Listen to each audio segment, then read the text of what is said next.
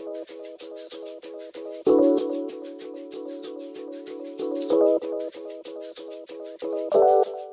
guys, it's your girl Tina here. I'm in my 6th month of motherhood and man, oh man, are there some things I wish I knew before having a baby. So we're doing a girl talk and I'm gonna go through these things that I wish someone sat me down and told me about. We're gonna get into the nitty gritty. FYI, it might be TMI for some of you, but prepare yourself. Now let's talk about the birth itself. I'm sure a lot of you guys have already seen my birth vlog, but if you haven't, I'll link it up here or like below so you guys can check it out. But basically I had a natural drug-free birth, a water birth. It was an amazing experience. Amazing in the sense that I was able to push out a watermelon out of my hoo-ha and only have 1 stitch afterwards. Like, it seems like a miracle. I was very, very lucky with my birth. Now, the not so amazing part is that after you give birth, sometimes, or many women can experience hemorrhoids. Yep, we're going there. I told you it'd be TMI. So when you're pushing and the baby is actually coming out, there's a lot of pressure down there and sometimes it can cause hemorrhoids. If you don't know what hemorrhoids are, do not Google them. I'll just explain them to you so you can get just a visual but not have to go through Google Images. Don't want to put you through that. Basically, it's a swollen blood vessel in your rectum that can be internal or external, and it's super uncomfortable and it can be very painful, especially when you have bowel movements. So after I gave birth, I had no idea that Chris Hemorrhoid would come and visit me for a couple months. It was the most painful thing ever. On top of like all the healing elsewhere, I just didn't think that I would be so scared for my life every time I had to do a number 2. To the point where I would want to hold it in for days just because I was so scared. It was so painful. It could be bloody sometimes and it's traumatic, guys. Let's just be honest. It's so freaking scary. And I wish I knew about this so I can like prepare myself. FYI, if you ever have hemorrhoids, just get yourself some cream that you can apply topically and some stool softeners to make the bowel movements a lot easier and softer, so then you don't have to go through as much pain as I did. But yeah, that's one thing I wish I knew about. The next thing I wish I knew about was how freaking hard the first few months would be. Like, we've all heard that yes, motherhood is hard, but we rarely hear like why it's hard, like the nitty gritty. Like no one really breaks it down for you. You just know it's gonna be tough. Well, let me be straight with you.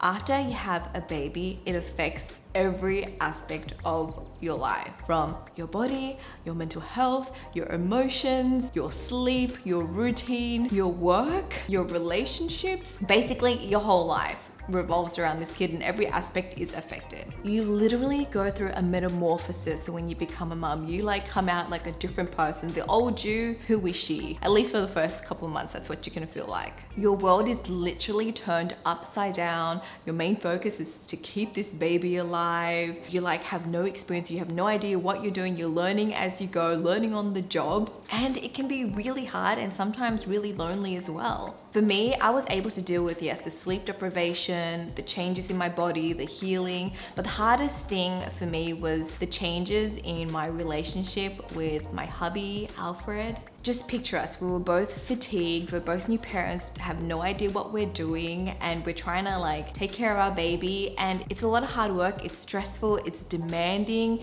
and you really hardly have time for each other.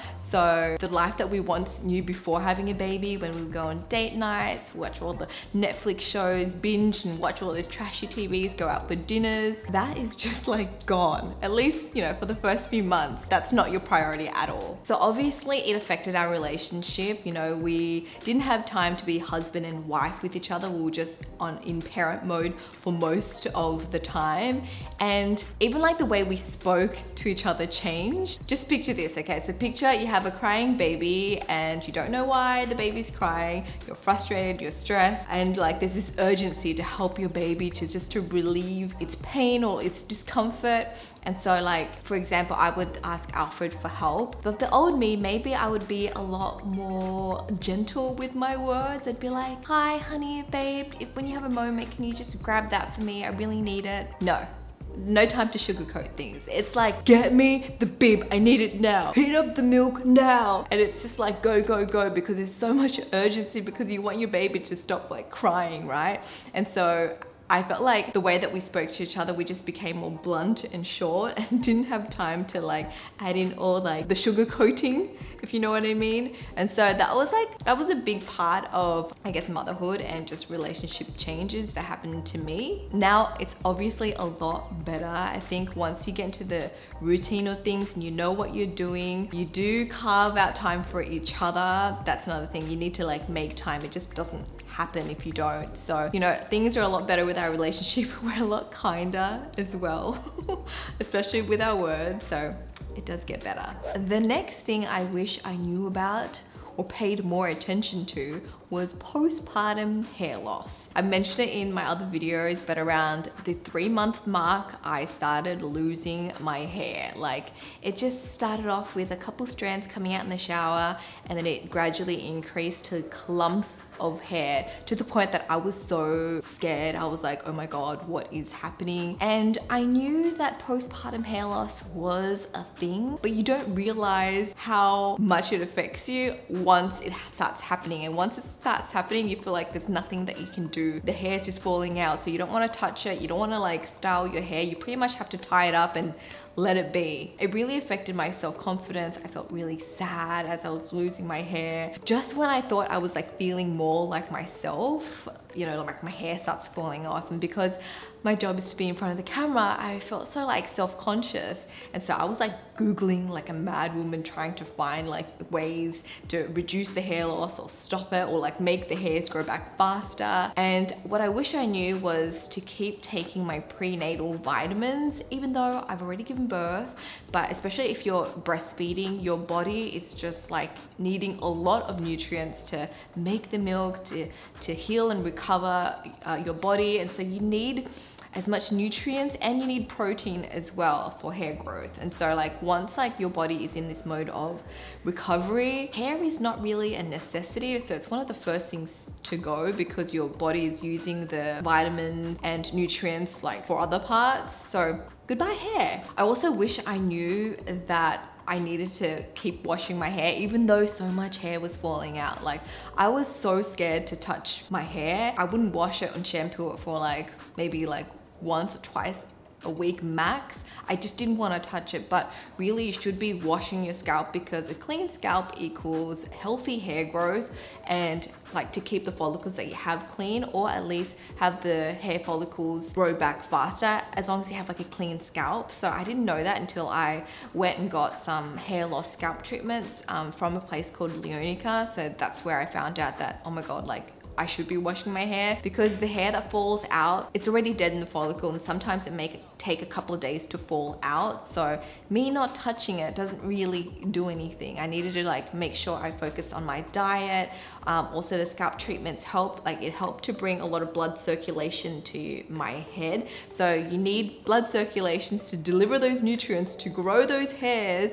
So it's like this whole cycle that I just wish I paid more attention to before having a baby. Future mamas out there, keep taking your prenatals, watch your diet, make sure you have nutritious food, and if you can, like massage to bring the blood circulation up top.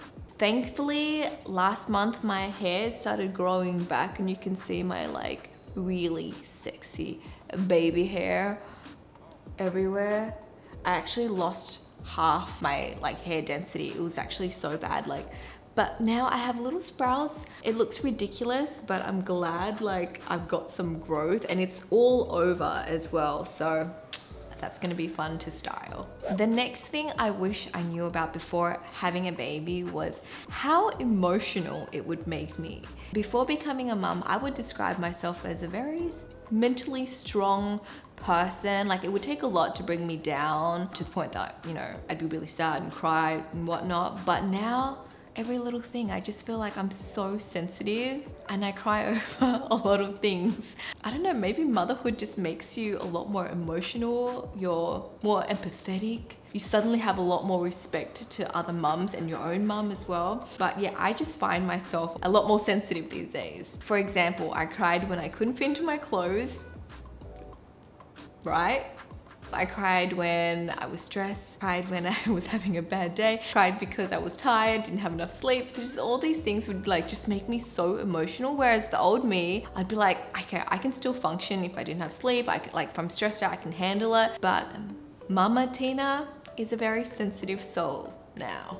Now, if you plan on breastfeeding, I'm gonna tell you what I wish I knew before making the decision to exclusively breastfeed. Say goodbye to your sleep, because even if your baby is able to sleep through the night, and if you are very lucky, you will still have to get up to pump or feed every like 3 to 4 hours, at least, you know, in the beginning, to just to maintain your milk supply. I had no idea that I would still have to get up. And so I would put my alarm on at 1 a.m. and then 4 a.m. to get up to pump. And it takes like, you know, like you're up for at least like 45 minutes because you need to pump, you need to store it. And then I would wash my stuff in the morning. So I would just leave it in the sink, and then I would have to go back to sleep, and obviously it takes time for you to fall back asleep. So sleep deprivation is real, and you just need to really manage your time well and just be prepared to not sleep longer than like 4 or 5 hours at max. It was so tiring for me. Now I just co-sleep with Lila, and I'll just like boob her side lying if she wakes up, and we both go back to sleep. FYI, I co-sleep with her safely, so please don't come at me with the unsolicited advice. I'm just simply sharing what works for me now. That leads to my next thing I wish I knew about before having a baby. There's gonna be a lot of people that offer you advice, whether you ask for it or not, on how to take care or raise your baby. Now, obviously, some of the advice is gonna be great and you're gonna appreciate it and you're gonna need it. Sometimes it's not so great and you do question it. But what I wish I knew was to always trust my instinct, follow my gut, and obviously like research, and with all the information that I've gathered, just make my decision based on health and well-being of my baby and also me. Because at the end of the day, you are the expert of your baby. You know your baby best, and there's so much information out there on different things like, you know, sleep training, schedules, feeding routine, baby-led weaning, and like just numerous information out there. And you can find articles and information on every different types of ways you can do this. At the end of the day, do your research, but always make the decision based on you and your baby. Do what's best for you guys. Another thing I wish I knew about before becoming a mum was mum guilt. Obviously, there was no way I would kind of know what it would feel like until I became a mum, but it really hit me hard after I started going back to work. Like, I would feel guilty for not being with her during the day and not taking care of my baby. But then I would also feel guilty when I was with my baby and not working. Like, you just can't have it all. And I felt like, oh, I felt so guilty that yes, I had this child. I need to like be the one raising her. I need to just do it myself. And part of me was like, oh, but I'm running a business. I have a channel. I've just rebranded Petite Cosmetics. Shameless plug right there, guys. Before I forget, today I'm wearing henna. Check it out. Cop yourself some lashes and support my brand. But anyways, I was like trying to run a business, but then I really wanted to like be there, and I don't want to miss out on any of her milestones. So like this mum guilt would really like eat me up inside. And it's really weird because I would ask Alfred if he had like dad guilt, but it's not a thing for guys, well, at least for like Alfred. So I feel like it really does affect mums, especially if you're going back to work, or you just feel like there's this invisible pressure that society has bestowed upon you. Like, you need to do everything. Like, you need to be a mom, you need to have your baby, raise your baby, you need to like keep your place clean, cook, you need to have a career, be successful, be happy, and like just pretty much do all these things. And I feel like it's impossible. And so that's when like the guilt creeps in. And it's something I still have to remind myself and be like, be more forgiving. And I'm just trying to do the best that I can. You know, I'm trying to be the best mom I can and still run a business and create content for you guys and still be that version of me that I love, like, and be the entrepreneur and just try to juggle everything. And it is hard. It is so hard some days. Just need to give myself some grace, some time, and just not feel so much pressure. I think that's mainly why. So if you are a mum and you're going back to work, or you know, you're feeling that mum guilt for another reason, just give yourself some time, kind of look back and make sure that you know your values, and don't let this, like, the pressure of society get to you, because it's really easy for you to like fall into that slump and just feel like the world is just putting all this pressure on you. But relax, take a breath, do you, and don't apologize for it.